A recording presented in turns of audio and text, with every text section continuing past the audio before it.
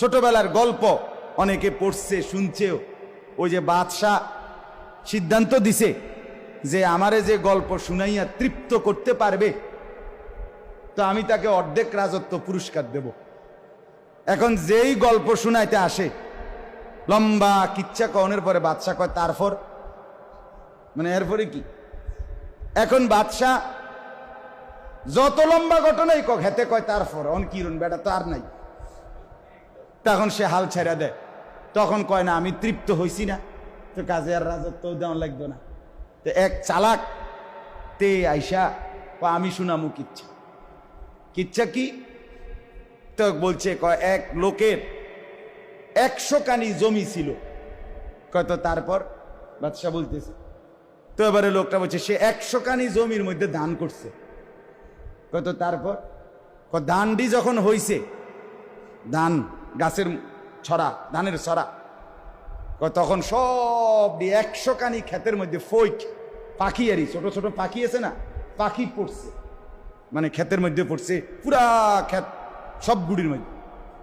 তারপর সে বাজার থেকে জাল কিন্না 100 কানি ক্ষেতের ওজনে জাল কিনছে, কিন্না সব দিক ক্ষেতে একসাথে জাল ফালাইয়া পাখিটি আটকাইলেছে। কিসের ভিতরে? জালের। তারপর বাদশাহ তারপর সে সিদ্ধান্ত দিছে, তার যেহেতু অনেক টাকা, তো কর্মচারী করে বলছে একটা ক্ষেত শুরু করবি, একটা ক্ষেত, আর এক কোনা দিয়ে শুধু একটু ছিদ্র করবি জালে, যাতে একটা পাখি বাইর হইতে পারে। এইভাবে একটা একটা করে পাখি বাইর করবি, এইভাবে সব দিক ক্ষেতের পাখি শেষ করবি। কর্মচারী করে দায়িত্ব দিছে। বাদশাহ কয় তারপর?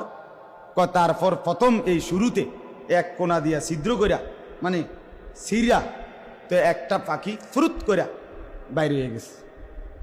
তারপর? তারপর ফুরুত, মানে আরেকটা, তারপর ফুরুত, তারপর ফুরুত। এইবার বাতিজার ফুট, তুই কতক্ষণ কইতে আরো তারপর, হেইতে কতক্ষণ কইতে আরে ফুরুত, বুঝেন নাই কথা? এইবার সন্ধ্যা হয়ে গেছে, বাদশাহ কয় তারপর, হেতে কয় ফুরুত, মানে আরেকটা বাড়িছে। সন্ধ্যার সময় বাদশাহ বলতেছে শেষ হয়েছে না? কয় না, হবে 2 ক্ষেত গেছে, আরো ক্ষেত তো 100 কানি ক্ষেত। তো আমি ঘটনার এর পরে না পরেরটা কম, আগে তো ফাঁকি কি হইতেইব, শেষ হইতেইব। তো তুমি বাতিজার ফুটছে কতক্ষণ কইতে আরো তারপর, আমিও কতক্ষণ কইতে আরি ফুরুত, তোমারে দেখাই দেব।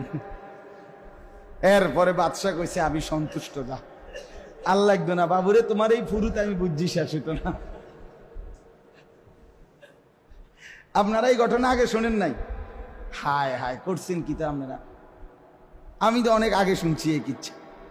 যাই হোক, তো বললাম গল্প এমনই হয়, মানে বানোয়াটি কথা, ঠিক কিনা বলেন না? আজে বাজে কথা। এই এক দেশে এক রাজা ছিল, রাজার একটা ছেলে ছিল।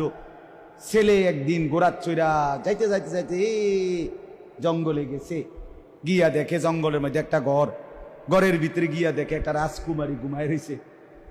এই বেডিরে ঘুমেতে উড়াইয়া কইতে আছে আমি তোমার বিয়া করবো।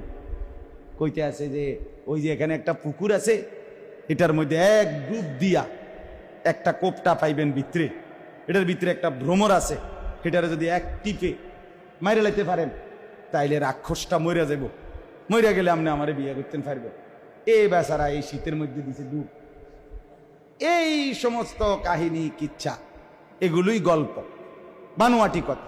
পৃথিবীর সব নাটক, সিনেমা, ওই শেষ পর্যন্ত নারীর অশ্লীল প্রেম, নারীকে নিয়ে মারামারি, নারীকে নিয়ে হানাহানি, জিনা ব্যভিচারের কতক্ষণ নাচানাচি, এরপরে খালাস, শেষ। এছাড়া আর কিছুই না বাপ। তা আল্লাহ তাআলা বলেন, বন্ধু আমি দুনিয়ার এই আজে বাজে বানোয়াট কথা না, বরং একেবারেই সত্য কিন্তু মজাদার, চরিত্র গঠনমূলক, জীবন গঠনমূলক একটি সুন্দর ঘটনা আমি আল্লাহ আপনাদেরকে শুনাইতেছি। সুবহান। এজন্য সূরা ইউসুফের এই ঘটনাকে আল্লাহ তাআলা বলছেন আহসানুল কাসাস, পৃথিবীর সমস্ত ঘটনা সমূহের মধ্যে সর্বোত্তম সুন্দর ঘটনা। কেন এত সুন্দর হইল? কারণ হইল ইউসুফ আলাইহিস সালাম ছিলেন পৃথিবীর ইতিহাসে সৎ চরিত্রবান পবিত্র যুবকের শ্রেষ্ঠ উদাহরণ, শ্রেষ্ঠ উদাহরণ। যৌবনকালে, ভরা যৌবনে সমস্ত সুযোগ পরিপূর্ণ